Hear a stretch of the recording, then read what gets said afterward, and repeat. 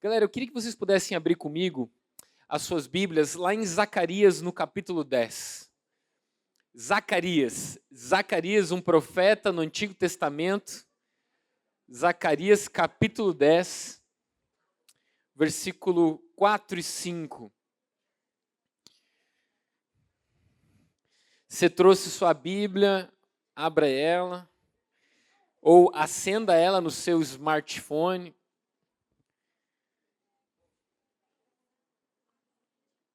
Se você não trouxe, cola com alguém, vai te ajudar a ver junto. Lá quase no finalzinho do Velho Testamento. Quem encontrou, fala amém. Quem não encontrou, fala misericórdia. Caramba! Zacarias 10, 4 e 5. A Bíblia diz assim, lá em Zacarias 10, 4 e 5. De Judá sairá a pedra angular, dele a estaca da tenda, dele o arco de guerra. Dele sairão todos os chefes juntos, e serão como valentes que na batalha pisam aos pés os seus inimigos, na lama das ruas. Lutarão, porque o Senhor está com eles, e envergonharão os que andam montados em cavalos.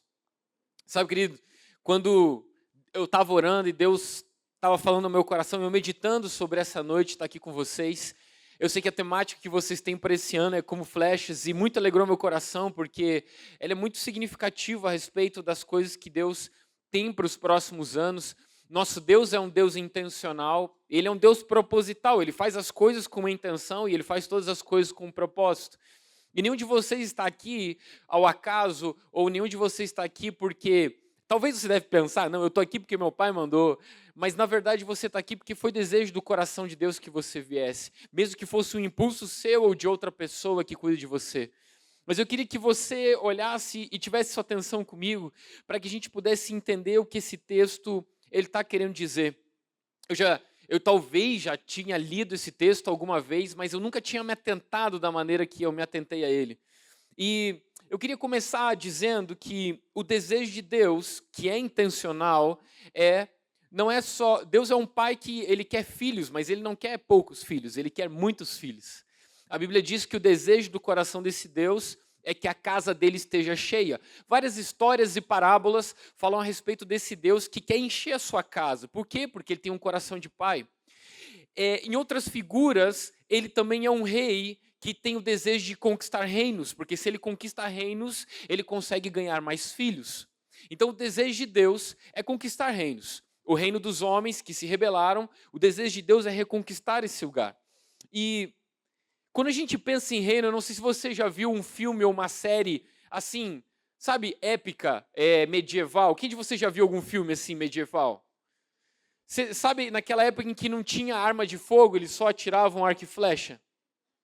Quando a gente fala sobre o desejo de Deus de conquistar reinos, vem uma coisa que veio na minha cabeça, e é o título da mensagem de hoje. O título é Uma Flecha Não Vence a Batalha.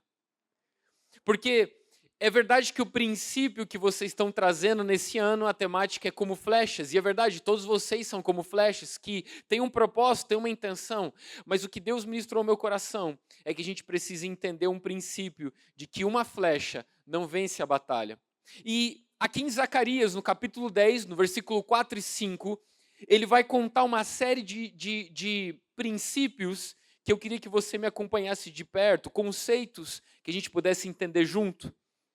Ali no versículo 4 a gente começou a ler, começa dizendo, de Judá sairá a pedra angular. E eu queria que você estivesse junto comigo nessa noite, a gente está em família, eu queria que você pudesse me ajudar nessa mensagem. E se eu perguntasse para você quem é a pedra angular, o que você me responderia? Quê? Pô, essa galera tá manjando de Bíblia. Hoje vai ser uma delícia hoje então. Zacarias começa falando que de Judá sairá a pedra angular. E você declarou que é Jesus, e você sabe que é Jesus, porque o próprio Jesus fala a respeito de si mesmo como pedra angular. O próprio apóstolo Pedro, lá na sua primeira carta, no capítulo 2, versículos 6 e 7, diz: a pedra angular que os construtores rejeitaram, falando a respeito dos judeus, mas para nós preciosa é Cristo. E Naquela época, o que significava uma pedra angular era uma pedra, a primeira estabelecida para construir alguma coisa, servia como modelo, servia como um padrão. Ele era a medida do que ia ser, de como ia ser, qual seria a angulação. Essa pedra angular era extremamente importante. Essa pedra angular era a referência. Repita comigo, a pedra angular é a referência. Então, esse profeta chamado Zacarias, ele está escrevendo e falando uma profecia, dizendo que de Judá vai sair a pedra angular. E você sabe que Jesus, filho de Davi, era descendência de Judá. Ele está falando algo profético. Mas ele está dizendo que essa pedra angular não termina aí, o que vai sair de Judá não termina nessa pedra angular. Diz, de Judá sairá a pedra angular, que você mesmo disse que é Jesus, e nós temos esse conceito que a medida, é o padrão, ele é a referência, e dessa pedra angular, a estaca da tenda. Hoje, a gente vive em casa e a gente entra em prédios que são feitos de tijolos. Mas na época em que esse profeta escreveu, eles estavam, se você estudar o contexto, que é muito legal, eles estavam voltando de cativeiro, reconstruindo, né, o povo ali na cidade em que eles estavam. Então eles, na viagem de volta, né, em todos os exílios, eles acostumavam-se a viver em tendas. Quem de vocês já montou uma barraca? Levanta a mão. Caramba! Essa galera não tem pé de prédio aqui não, é isso aí, galera, montar a barraca. Quem de vocês já tropeçou num fio de barraca? Levanta a mão. Você só tropeçou no fio de uma barraca porque ela estava firmada na terra. Porque se a barraca não estiver firmada na terra, se ela não estiver fundamentada ali, vai vir o vento, outra pessoa vai esbarrar, tua barraca vai virar e aí vai virar uma bagunça para depois de noite você ter que arrumar ela. Quando a Bíblia diz que de Judá sairá a pedra angular, falando a respeito de Cristo, que é a referência, ou seja, o Messias, diz que dessa pedra angular também sai, dele vem a estaca da tenda. Fala sobre o fundamento.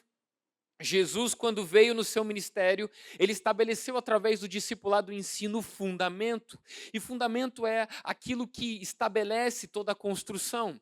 O apóstolo Paulo, em 1 Coríntios, no capítulo 3, fala para eles, olha, o fundamento que é Cristo eu apresentei a vocês, e ninguém pode estabelecer outro fundamento a não ser o que é Cristo. Jesus nos ensina com a sua vida como nós deveríamos viver. Então, de Judá, que fala a respeito do Messias, vai sair a pedra angular, a pessoa de Jesus Cristo. E dessa pedra angular, a estaca da tenda, ou seja, o fundamento, e diz, e dele, ou seja, da estaca da tenda, desse fundamento, o arco de guerra. E aqui foi quando me saltou os olhos, porque apesar do texto não estar falando de flecha, está falando de arco de guerra, e você não tem nenhum propósito e intenção com arco de guerra se não existirem as flechas.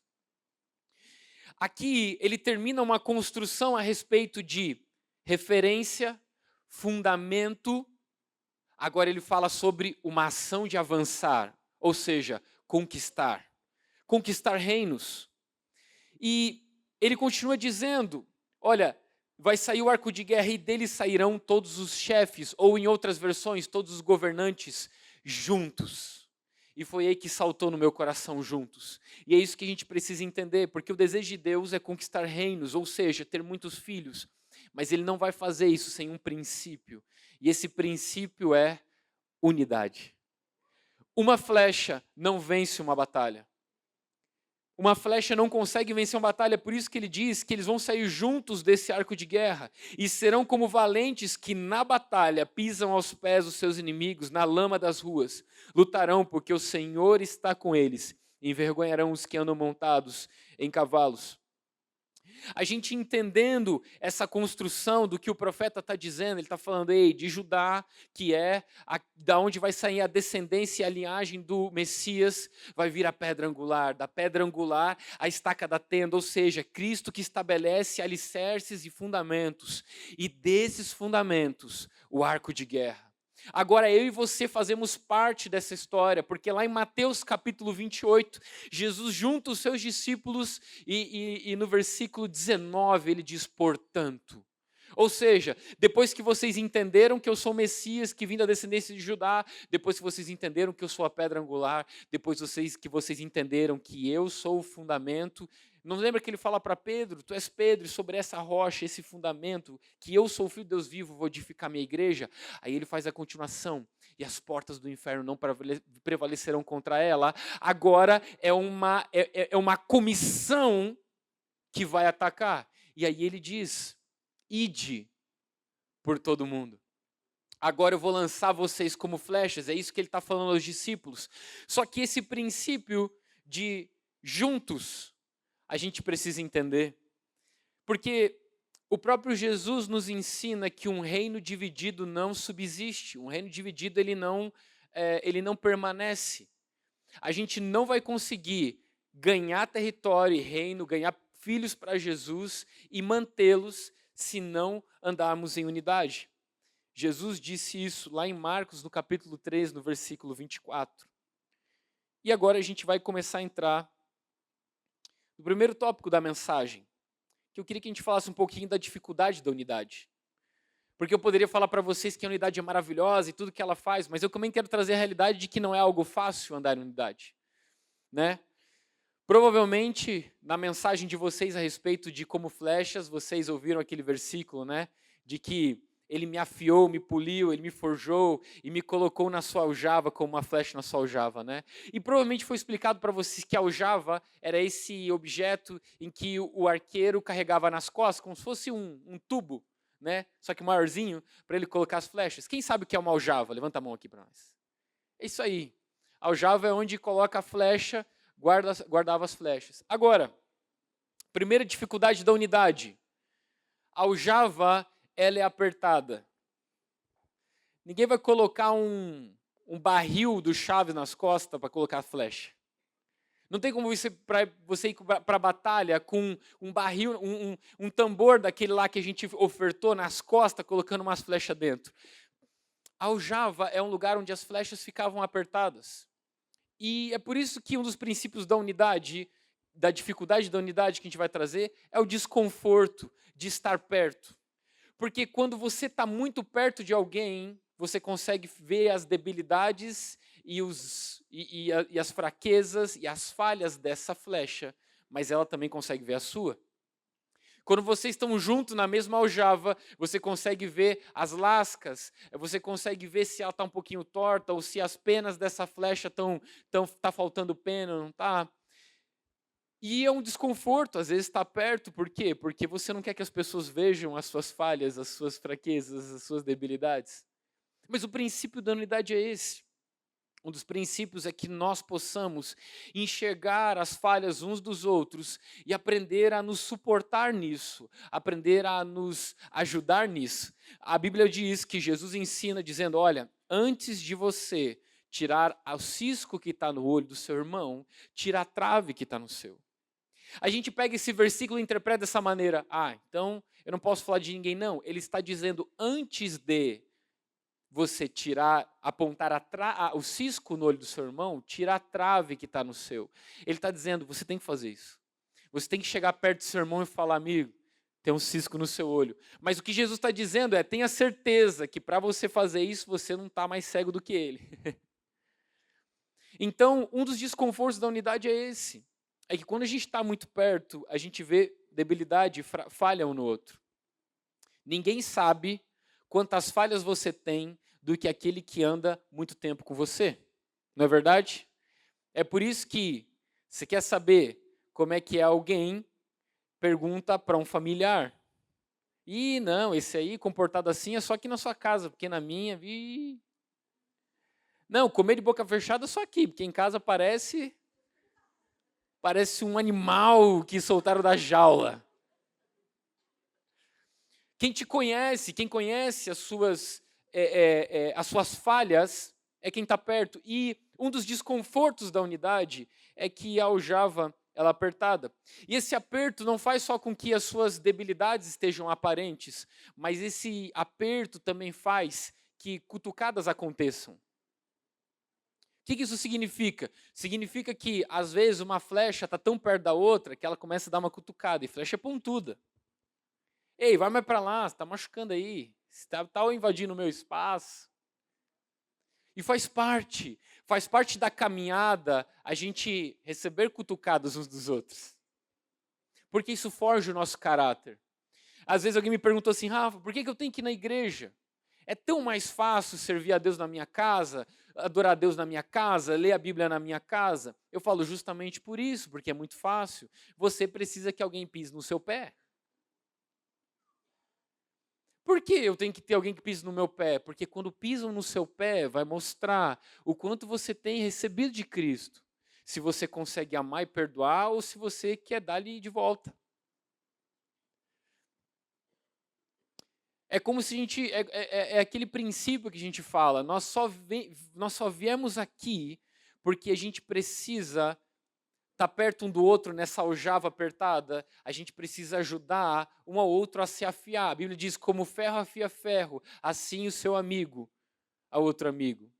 Então, às vezes, as flechas estão ali dentro e as pontas estão se cutucando e estão se afiando. Mas é bom entender que faz parte do processo.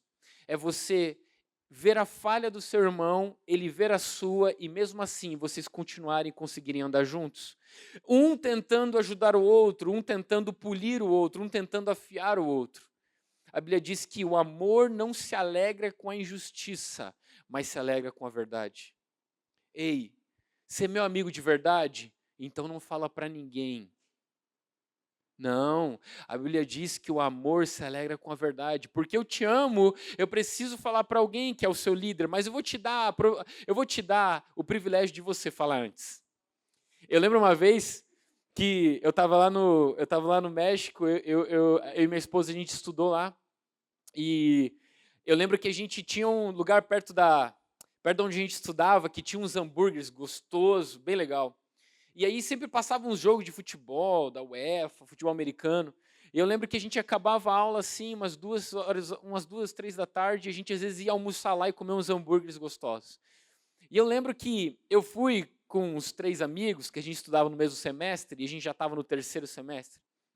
Quando a gente entrou, a gente viu uma turminha do primeiro semestre, junto numa mesa. Pô, eles estavam num 6, 7.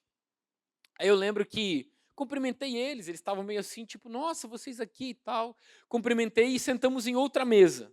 Descemos uma escadinha, eles estavam lá em cima, a gente viu eles descendo a escadinha. Aí quando a gente sentou na mesa, os meninos estavam comigo e falaram, nossa, que situação chata, e agora? O que vai acontecer? E eu assim, daquela minha atenção, né, maravilhosa, que o Rafa sabe como eu sou atento, eu falei, o que, gente? O que vocês estão falando aí? Não, Rafa, pô, você não viu? Eu falei, viu o quê? Ele falou, pô, os caras estavam com muita cerveja na mesa. Eu falei, ah, para, cara, que cerveja na mesa? É verdade, cara, eles estavam com muita cerveja na mesa. Aí eu falei, claro que não estavam com cerveja na mesa, eles sabem que se tomar cerveja eles são expulsos da escola.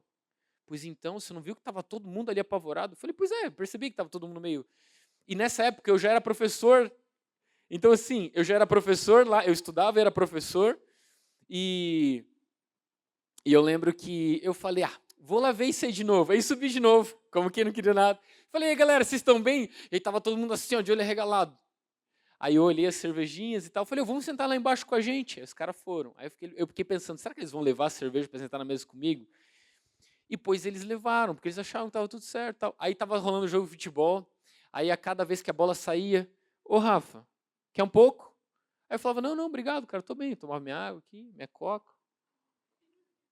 Um olhava para o outro assim, e todo intervalo alguém me oferecia. Por quê? Porque eles, se eu me oferecesse e eu tomasse, significa que estava todos salvos, certo? Porque eu não ia entregar ninguém, que eu estava tomando também. E cada vez que eu percebia no meu canto de olho que eles ofereciam, eu falava, não, não, obrigado, estou tomando minha coca. Eles se olhavam assim, baixavam a cabeça e falavam, nossa. Aí quando deu o primeiro tempo do intervalo, eu peguei e falei assim, galera, é o seguinte, queria dizer para vocês algo. Eu não vou falar que vocês estavam tomando cerveja. Cara, na hora, o semblante deles, assim, sabe, foi uma leveza, eles estavam assim todo apreensivos quando eu falei, eu não vou falar para a direção que vocês estavam tomando cerveja. Na hora todos eles fizeram assim, ai, cara, um alívio, sim. Eu só esperei para ter um gostinho do alívio. Quando terminou o alívio eu falei, vocês vão contar. Aí do mesmo jeito que deu o alívio, foi embora o alívio. E eu falei para ele, sabe por que vocês vão contar? Porque é oportunidade. A Bíblia diz que quem confessa alcança misericórdia. Era a regra da escola, que quem tomasse ia ser expulso. E aí eu lembro que, cara, eles sofreram uns 2 dias. Nossa, eles iam para a escola, assim, cara, sofrendo. E aí, finalmente, todos eles se reuniram e contaram. Aí, quando eles falaram pro diretor da escola, que era meu amigo também, o Javier Varela, o Javi disse para eles assim, gente, eu quero que vocês fiquem tranquilos. Eu não vou falar com o pai de vocês. Cara, todos eles assim. Ah. Você já tá ligado, né? Quando acabou ali, ele falou: vocês vão ligar o pai de vocês e contar. Mas assim, porque eles confessaram, eles alcançaram misericórdia, porque eles ligaram para os pais, eles confessaram para os pais e eles não foram expulsos, eles só receberam uma advertência e foi um ensino para eles. Então assim, Rafa, por que você está contando isso? Ah, cara, você é meu amigo, então se você é meu amigo, você não vai falar nada. E, irmão, a gente está na mesma aljava, cara. Eu fui colocado aqui para a gente se afiar. Eu estou aqui para olhar a sua falha e te apontar e te ajudar. E você olha a mim e você aponta e me ajuda. A gente está na mesma aljava, amém? Porque essa batalha não vai se vencer só com uma flecha. Uma guerra não se ganha com uma flecha só. Uma guerra se ganha com muitas flechas. E a gente precisa passar por essa dificuldade, desse desconforto de ver a imperfeição do outro e eles verem a sua, mas é por um propósito, é para vocês se edificarem. O desconforto das cutucadas é para serem afiados. Na aljava, às vezes você vai ver outros irem antes de você. Celebre isso. Significa que você pode ser o próximo. Amém? Não se compare, você está dentro dessa aljava, não se compare. Às vezes sai uma flecha antes de você e você fala, poxa, mas ele talvez não estava tão polido igual eu, ele não estava tão afiado igual eu. Ei, não se preocupe. Ei, talvez você vai ser o último a ser lançado, mas talvez você é aquele que vai acertar certinho entre a armadura. Você está entendendo? Às vezes as outras estavam ali distraindo o inimigo e é você que vai acertar. Então sim, fica tranquilo, não se desespera. Se você estiver no lugar certo, que é dentro dessa aljava, sendo conduzido por esses arqueiros, cara, seus pastores, seus líderes de célula, seus pais, irmãos mais velhos, fica tranquilo com o tempo, vai chegar o teu tempo, glória a Deus. Rafa, você falou sobre as dificuldades da unidade de estar dentro dessa aljava. É verdade, eu quero falar também e te animar sobre o potencial dessa unidade. Você está comigo ainda, amém? Lá em Deuteronômio, capítulo 32, o versículo 30, Moisés, ele, como se ele estivesse cantando uma canção ou declarando um salmo, uma poesia, ele diz assim, Deuteronômio 32, 30, como poderia uma só pessoa perseguir 1000 deles e 2 pessoas fazer 10.000 fugirem, a não ser que sua rocha os tivesse vendido, a não ser que o Senhor os tivesse entregado? Olha só o que ele está dizendo.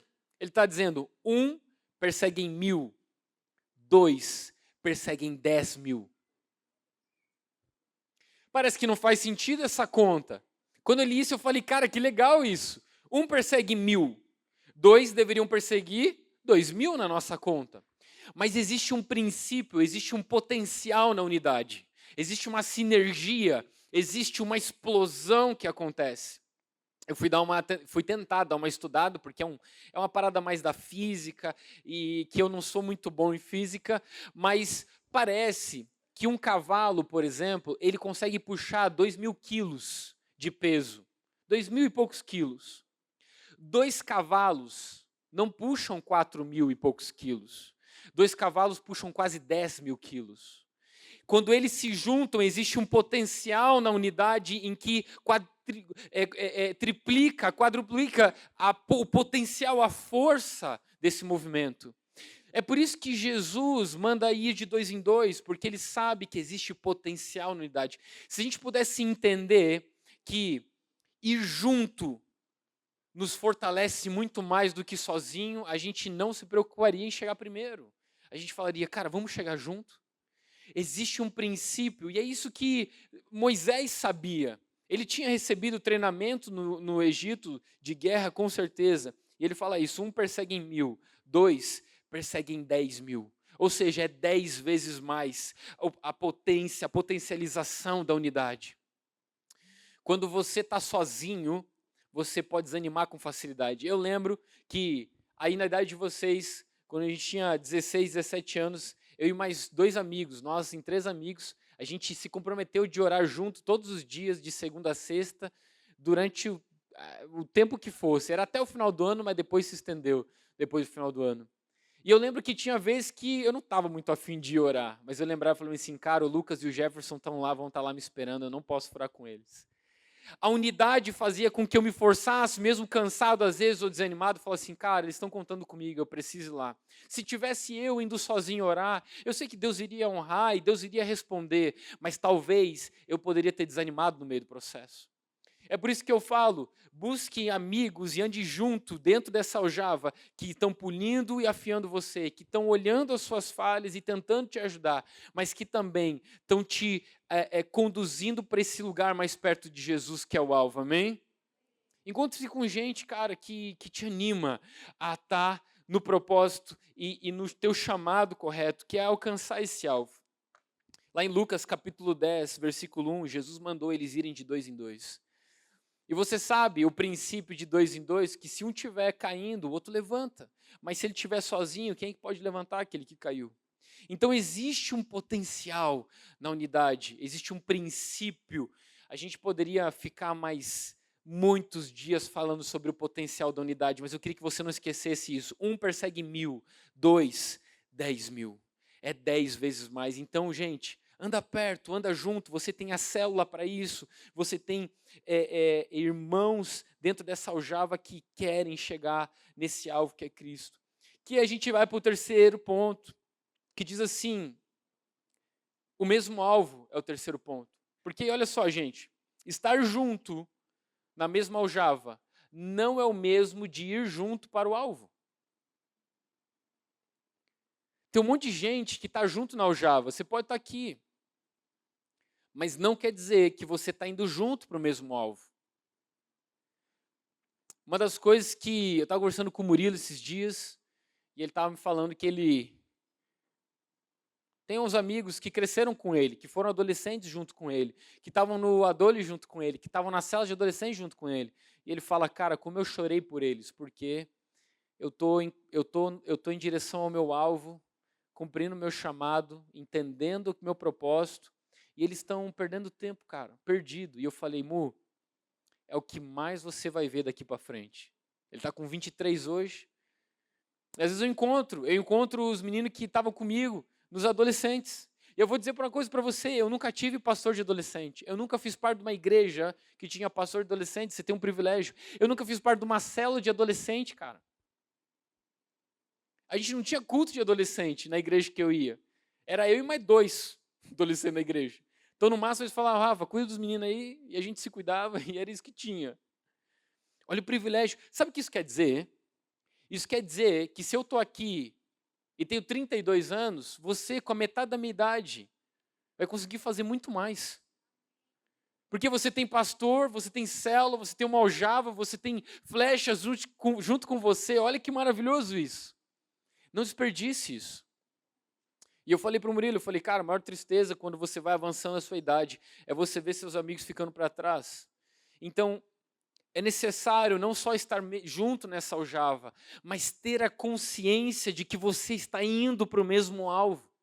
Rafa, e qual é o mesmo alvo? O mesmo alvo está lá em Filipenses capítulo 2, versículos 6 a 11. O mesmo alvo é ter o coração, a mente, a intenção de Cristo. O mesmo alvo é que a vontade de Deus seja a prioridade. A gente já vai ler Filipenses, mas Jesus, quando nos ensina a oração do Pai Nosso, lá em Mateus no capítulo 6, ele diz, Pai, que seja feita a sua vontade na terra, como ela é feita nos céus. Se Jesus está pedindo para a vontade do Pai dele ser feita na terra como é feita nos céus, é porque a vontade do Pai dele não está sendo feita na terra como é nos céus. A pergunta que a gente pode fazer é, Jesus, como é feita a vontade de Deus no céu? Já parou para perguntar? Porque se eu não sei como é feita a vontade de Deus no céu, como é que eu vou reproduzir na terra? E o que eu posso pensar, que a Bíblia não responde de maneira literal ou explícita, é que a vontade no céu, primeiro, ela é feita de maneira imediata. Quando Deus deseja algo no céu, o anjo não fala, eu vou fazer, mas daqui a pouco. Espera só eu terminar a faculdade que eu vou fazer. Não, mas primeiro eu caso, depois eu faço. Não, deixa eu terminar o ensino médio, decidir o que eu vou fazer. Aí, depois que eu decidir, eu começo a criar um grupo de evangelismo na minha escola. A vontade de Deus no céu não é assim. O anjo não fala, daqui a pouco eu faço. Espera primeiro eu terminar de zerar esse jogo que depois eu faço. A vontade no céu é de maneira imediata. Segunda coisa que, eu abri um parênteses aqui, eu já vou fechar. Segunda coisa, como é feita a vontade de Deus no céu para que seja feito na terra? Primeiro, ela é imediata. Segundo, ela é prioritária. Não existe nada que está acima da vontade de Deus, é prioridade a vontade de Deus. Ou seja, quando Deus pede alguma coisa, não tem nenhum anjo que fala, mas eu queria fazer de outro jeito. Tem que ser desse jeito mesmo, Deus. Será que não dá para fazer do meu jeito? O anjo não fala isso. Então, a vontade no céu de Deus é feita de maneira imediata, ela é feita de maneira prioritária. E o último ponto que eu pensaria, a vontade de Deus no céu é feita de maneira total. A vontade de Deus ela é feita de maneira integral, ela é feita de maneira completa. Um anjo não cumpre a vontade de Deus, mais ou menos. Eu vou fazer o que você me pediu, mas não vou fazer tudo o que você me pediu, vou fazer só uma parte que você me pediu. Quando a gente entende que a oração de Jesus é que a vontade dele seja feita na terra como é feita nos céus, a vontade de Deus para nós, que é o nosso alvo, tem que ser prioridade, tem que ser imediato e ela tem que ser total. Amém?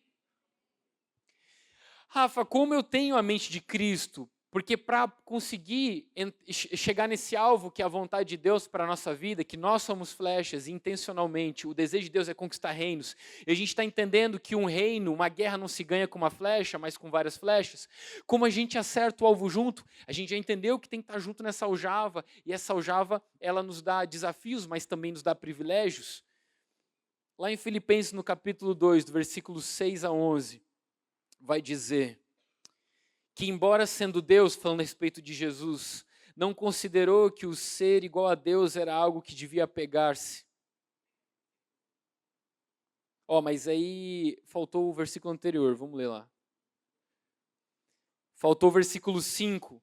Seja a atitude de vocês a mesma de Cristo Jesus. Em outras traduções, seja o pensamento de vocês o mesmo de Cristo Jesus. Em outras traduções, seja o sentimento de vocês, como foi de Cristo Jesus. Rafa, sentimento, atitude, pensamento são três coisas diferentes, sim ou não? Sim ou não? Bom, vou dar um exemplo para você entender que atitude, pensamento e sentimento são três coisas diferentes. Imagina que eu estou indo lá, eu vi o Padilha lá de longe. Eu vi o Padilha, qual é o sentimento que eu tenho? Estou supondo, tá? Não é verdade, eu amo esse cara aí. Ele está me devendo, cara. Ele não pagou ainda. O sentimento que eu tenho é que ele está em dívida. Eu falo assim, nossa, olha só, que rapazinho malandrinho. Ele não me paga e tem a cara de pau, de fingir que não está me devendo. Por dentro, é o meu sentimento. Qual é a minha atitude? Padilha, que bom te ver, caraca, que saudade. Sentimento e atitude não é a mesma coisa. Sentimento, pensamento e atitude. Rafa, como é que pode três versões diferentes ter sentimento, pensamento e atitude se não é a mesma coisa? No original grego, essa palavra tem em vocês o mesmo sentimento, ou em outras versões, atitude, ou em outras versões, pensamento é froneu, no original grego, significa caráter, coração, essência, DNA. Ele está dizendo, olha, que tem em vocês o mesmo coração, caráter, essência, virtude, DNA que teve em Cristo Jesus. E qual foi? É que, embora sendo Deus, não considerou que o ser igual a Deus era algo que ele devia se apegar, mas ele esvaziou-se a si mesmo, vindo a ser servo, tornando-se semelhante aos homens. E sendo encontrado em forma humana, humilhou-se a si mesmo e foi obediente até a morte de cruz. Por isso, Deus o exaltou à mais alta posição, Ele deu um nome que está acima de todo nome, para que ao nome de Jesus se dobre todo o joelho nos céus e na terra e debaixo da terra, e toda língua confesse que Jesus Cristo é o Senhor, para a glória de Deus Pai. Aleluia. É isso. Nós estamos juntos na mesma, vocês estão juntos na mesma aljava aqui nos adores, vocês estão juntos na mesma aljava. Mas para vocês conseguirem acertar o mesmo alvo, que é a vontade de Deus, que é conquistar reinos, vocês precisam estar em unidade. Mas vocês só vão conseguir andar em unidade se vocês tiverem a mesma mente de Cristo, o mesmo caráter de Cristo, a mesma essência de Cristo. E qual era a essência de Cristo? Ele não olhava para os outros como superior. Ele tinha um coração, a Bíblia diz que ele era Deus e não teve como se aferrar ou se apegar a ser igual a Deus, mas ele se humilhou, ele tomou a forma de servo, ele foi obediente. Cara, acertar o alvo vai te custar tudo. Tá na aljava vai te custar algumas coisas, mas acertar o alvo vai te custar tudo. Assim que não se contente só estar na aljava, que é estar aqui nos adores e nas células, mas entenda o propósito porque você está na aljava, que é o que a gente falou. É para você ver a falha dos outros e os outros verem sua falha e vocês se ajudarem. É para que você seja afiado e polido. É para que você celebre quando outros vão na sua frente, porque fala sobre a sua vez que está chegando. Mas também acertar o alvo vai exigir que você tenha o coração de Cristo. Porque o que corrompe a unidade é a falta do coração de Cristo. O coração de Cristo é o mesmo espírito que se sujeita em amor. A gente tem o mesmo propósito, a gente tem o mesmo pensamento, a gente tem o mesmo destino, a gente tem o mesmo alvo, que é conquistar reinos. Mas uma batalha não se vence com uma flecha só. Uma flecha não vence uma batalha. Só muitas flechas juntas vencem uma batalha. Amém? E eu fico maravilhado porque eu fico pensando nisso, eu fico imaginando um grande arco, um arco enorme, e um monte de flechas sendo lançadas junto, no mesmo alvo. E o alvo é o coração de todos aqueles que ainda não conhecem o Senhor. E a gente precisa ser intencional, eu falei desde o início que nosso Deus é um Deus intencional. Nenhuma flecha é feita sem propósito. Você já viu alguém pegar uma flecha e tentar segurar uma porta com ela? Falando, talvez seja para prender a porta. Ou alguém pega uma flecha falando assim, isso aqui talvez seja para mexer o arroz. Existe um propósito para essa flecha. Existe um porquê ela foi criada. E você, dentro dessa aljava, é onde você, cada vez mais junto em unidade, vai descobrir o porquê disso, a sua identidade, o seu propósito e principalmente o seu destino, que é junto com todas essas flechas, avançarem para o mesmo alvo, que é a vontade de Deus. Glória a Deus. Vamos conquistar o reino para Jesus? É isso aí.